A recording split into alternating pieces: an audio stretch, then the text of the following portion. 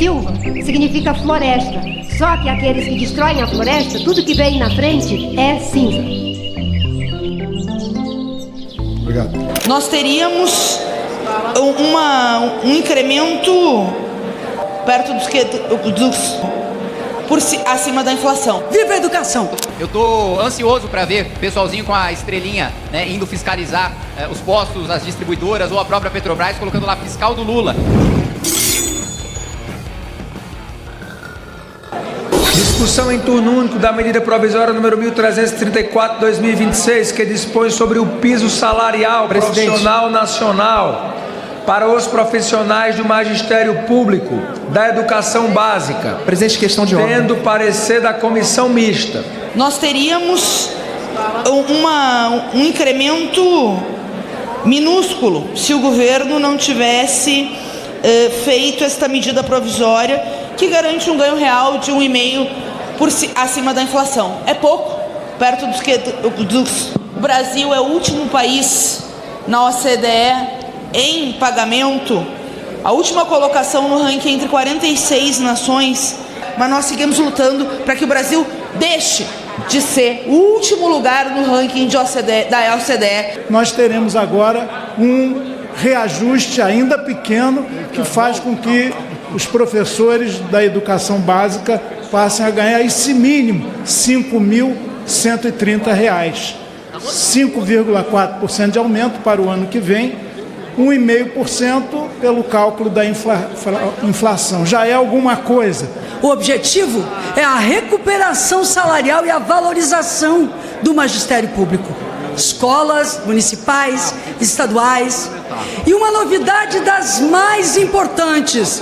Eu me dirijo aos professores e professoras do Brasil. Viva a educação! A federação orienta sim à educação, sim à valorização dos profissionais da educação, sim ao piso nacional do magistério. Como orienta missão? Presidente, o partido Missão orienta não. Os professores não recebem o piso hoje e não vão receber a partir dessa medida provisória.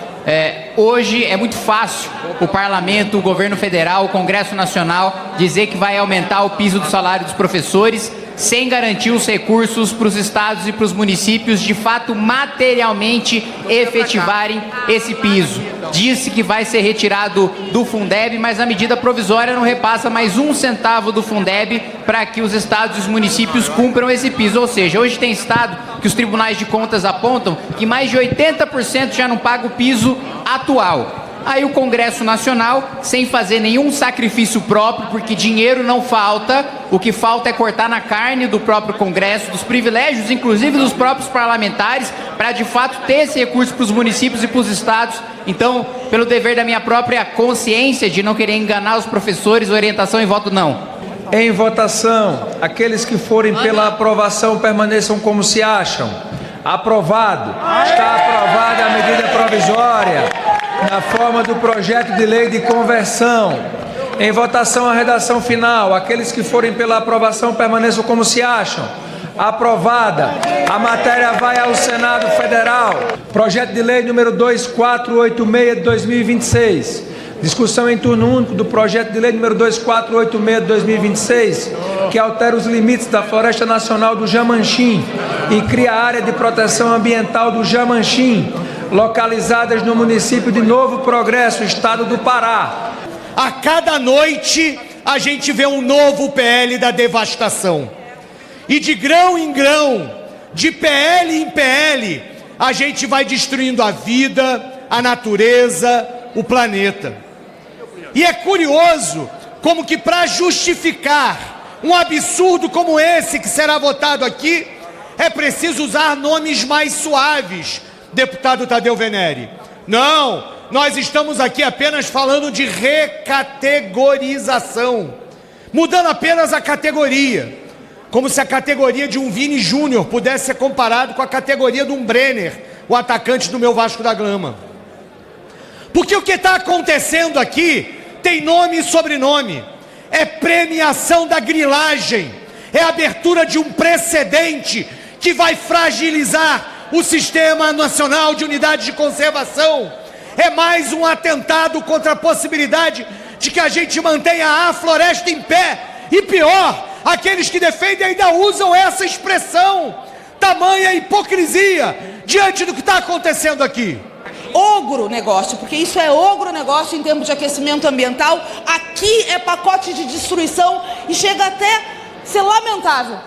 A mudança proposta, ela leva ao risco de diminuirmos a proteção ambiental de uma área que é muito importante e estratégica. A redução dessa área vai fazer com que ela saia de 953 mil hectares para apenas 814 mil hectares, diminuindo, sobretudo, a proteção ambiental. O risco de fazermos a legalização de atividades irregulares, como garimpo, grilagem de terra, dentro de uma área que é estratégica para a proteção da biodiversidade. Então, senhor presidente, o nosso posicionamento é contrário a essa mudança e é contrário a que se faça qualquer tipo de flexibilização em relação ao uso dessas áreas que não para o destino a que ela foi criada. Orienta a omissão. Presidente, o partido Missão vota favorável ao relatório do deputado Priante, 100% favorável ao seu relatório para o desenvolvimento do Pará, de Santa Isabel da minha mãe, de Ananindeua dos meus tios, do Pato no Tucupi, da Maniçoba, do Tônico do Ver o Peso. Então, votamos favoravelmente. Em votação, redação final. Aqueles que forem pela aprovação permaneçam como se acham. Aprovada com os votos contrários da Federação PSOL Rede. Obrigado, deputado. Projeto de lei número 2564, de 25, do deputado Lúcio Moschini. Discussão em turno único do projeto de lei número 2564, de 2025, que altera a lei 9605, de 12 de fevereiro de 1998, para regular a aplicação de medidas administrativas cautelares para dispor sobre a garantia e ampla defesa e ao contraditório pendente de pareceres. Há requerimento sobre a mesa. Requerimento de retirada de pauta. Requer retirada de pauta do PL 2564 de 25, da pauta da presidente sessão da Federação PSOL Rede, para encaminhar o requerimento. Deputado Tarcísio Mota. Esse projeto é mais um dos ataques centrais da noite de hoje, desta pauta que é tida como agro e que, portanto, vai beneficiar o grande agronegócio e pode resultar num problema ambiental gravíssimo. Este projeto fragiliza os mecanismos de fiscalização ambiental e impede que determinadas medidas cautelares que são preventivas aconteçam na urgência e na intensidade que elas são necessárias. O que a Frente Parlamentar do Agro tem chamado de Dia do Agro, nós podemos lamentavelmente definir como Dia do Fogo. Literalmente o Dia do Fogo. Com voto a omissão. Presidente, Missão orienta sim. Quero parabenizar o trabalho da deputada Marussa, dizer que é fundamental que a gente tenha, no mínimo, o direito de defesa antes que você tome uma medida tão gravosa como aquelas que, infelizmente, estão sendo tomadas hoje para garantir no mínimo de segurança jurídica e de justiça em relação ao produtor rural. Então, parabéns, deputada Marussa. Silva significa floresta. Só que aqueles que destroem a floresta, tudo que vem na frente é cinza. Obrigado. Em votação, aqueles que forem pela aprovação permaneçam como se acham. Aprovado, prejudicada a proposição inicial. O projeto de lei número 1625 de 26, que altera a lei 8.137 de 27 de dezembro de 1990, para tipificar a conduta e elevar sem multa, sem justa causa, o preço dos bens de utilidade pública e da outras providências pendentes de parecer. Segundo o presidente Kennedy, ex-presidente dos Estados Unidos da América, consumidor somos todos nós. Então, quem defende o consumidor, quem defende as pessoas, defende produtos e serviços com preço justo. Essa proposta ela é muito clara. Ela visa elevar, majorar as multas e sanções aplicadas às empresas que aumentam injustificadamente o preço praticado a bens e serviços essenciais. E o que a gente está fazendo aqui é, na verdade, defendendo o consumidor. E é preciso o consumidor brasileiro saber que o governo nefasto de Bolsonaro privatizou a BR Distribuidora. A BR Distribuidora era a possibilidade de a gente garantir que lá na ponta nós não teríamos o abuso dos postos de gasolina.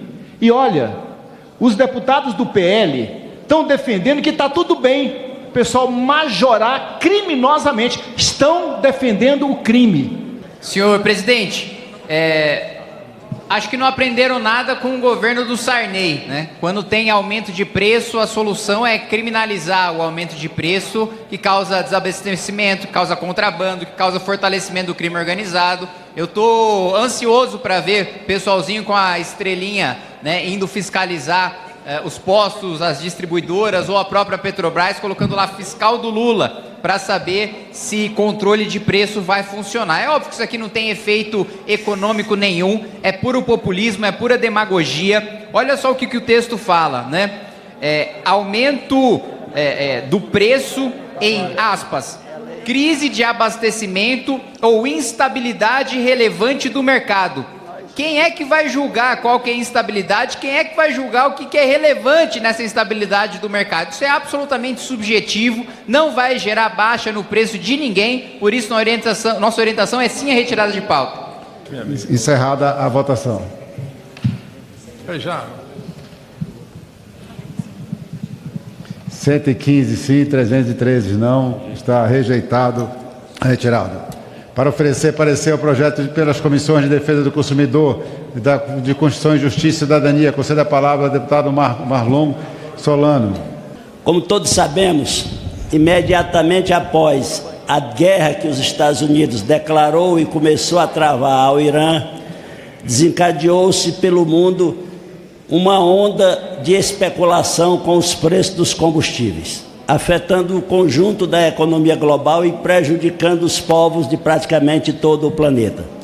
E aqui no Brasil, o empresariado do setor de combustíveis, sempre muito lento na hora de baixar seus preços, como aconteceu no ano de 2025, quando a Petrobras baixou os preços várias vezes e o setor de combustíveis não baixou ao consumidor, foi muito rápido ao elevar seus preços aqui no Brasil.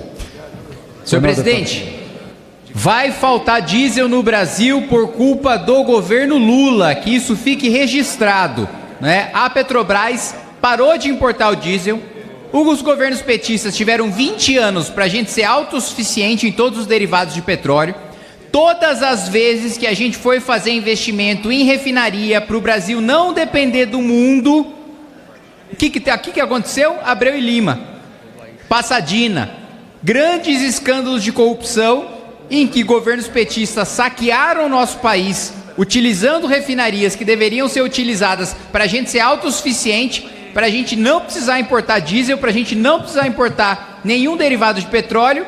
Aí hoje nós temos uma produção de petróleo própria, somos autossuficientes em petróleo, exportamos petróleo, mas a gente ainda precisa importar os derivados, porque a gente não tem refinarias capazes de atender o mercado nacional. E aí eu escutei todo tipo de bobagem aqui de quem... E olha que eu não sou nenhum especialista no setor de óleo e gás, mas só de saber um pouquinho mais do básico já não falaria bobagens tão grandes como... Olha, o problema é da venda da distribuidora. Gente, distribuidora não é responsável por a gente refinar, por a gente ter um diesel aqui, por a gente ser autossuficiente em derivados de petróleo. A distribuidora não tem absolutamente nada a ver nesse ponto. Ah, não, mas é porque é o aumento abusivo do posto de gasolina. Gente, os postos de gasolina têm alta concorrência, né? A disputam a margem de lucro nos centavos, né? Tem os grandes abusos dos postos de gasolina. O problema do Brasil é muito mais profundo do que um debate raso e populista desse, que é, durante os últimos 40 anos, e eu não falo só dos governos petistas, nós não tivemos a capacidade de investir em ciência e tecnologia no setor de óleo e gás, em refino, para a gente ser autossuficiente. Nós perdemos oportunidades históricas como a gente perdeu várias ao longo dos últimos 40 anos de produtividade, de modernização, de reforma do Estado, de melhoria em infraestrutura, enfim, o Brasil ficou para trás em tudo quanto é indicador quando a gente se compara com os outros países emergentes. E no setor de óleo e gás, mais uma vez, mesmo a gente sendo abençoado com recursos naturais, a gente tem uma capacidade de sabotagem, de autossabotagem tão grande, que ainda assim, nesse momento, um momento de crise no petróleo internacional, não era para ser ruim para o Brasil, não. Era para o Brasil ter uma vantagem competitiva tremenda, que ele lucraria vendendo para outros países que estariam precisando desses produtos. Não, a gente se colocou na situação patética que a gente vive hoje. Nós nos colocamos nessa situação de depender, né, de produtos de fora. E agora, a Petrobras, só para não precisar aumentar os preços em ano eleitoral, parou de importar. E não é que isso vai simplesmente deixar o produto mais barato e o produto vai continuar lá. Não vai ter produto. Vai ter desabastecimento. Porque o governo não quer assumir o ônus de tomar uma medida impopular, mas necessária. Daí meu posicionamento contrário, presidente. Bom, Gás. Presidente, aqui se diz muito que nós estamos elegendo os postos como vilões. Não é verdade. Ninguém disse isso. O que nós estamos dizendo é que as distribuidoras, sim, essas sim prejudicaram, inclusive os postos e através dos postos dos consumidores. Essa é a questão. Então a culpa de nós termos preços tão altos é essa política que vocês defendem. E agora que o Lula quer ter dureza com quem faz abuso do preço para defender o consumidor, vocês são contra. É preciso que a gente reforce, sim, o combate a quem pratica preços abusivos. O Brasil está gastando muito para manter a estabilidade nos preços e não faz sentido abrir mão da fiscalização e do controle. Senhor presidente, controle de preço não funciona, só gera desabastecimento, só gera contrabando, só fortalece o crime. Nós já tivemos essa experiência, era para a gente ter aprendido isso há décadas, ainda no governo Sarney, e mais uma vez se repete a mesma prática com o mesmo discurso, querendo jogar a culpa do preço dos combustíveis no empreendedor, quando na realidade vem da própria incompetência do governo de estruturar a sua política pública para inclusive conceder os incentivos. Boa parte das empresas sequer aceitaram o programa do governo, porque o governo fez tantas exigências que torna mais custoso aceitar o benefício fiscal do que de fato abater o preço do combustível. Então assim, presidente, é uma coisa bizarra, né, que o governo nem oferecendo dinheiro consegue controlar o preço dos combustíveis por causa da própria precariedade do desenho de política pública que fez, e agora tenta jogar essa criminalização para que, assim como no governo Sarney, jogue o ônus da incompetência do governo para a iniciativa privada. E eu quero dizer para vocês, aumentar preço pode, agora não aumentar criminosamente.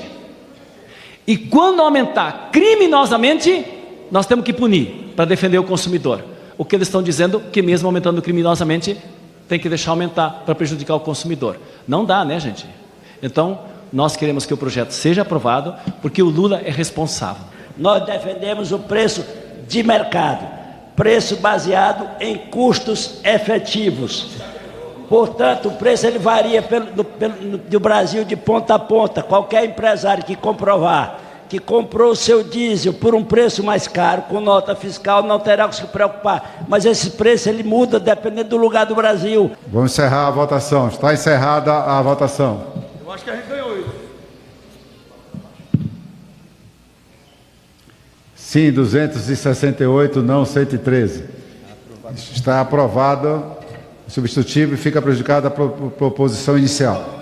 Senhor presidente, o projeto foi aprovado. É um projeto leonino. De qualquer forma, como redução de danos, há esse destaque número 2.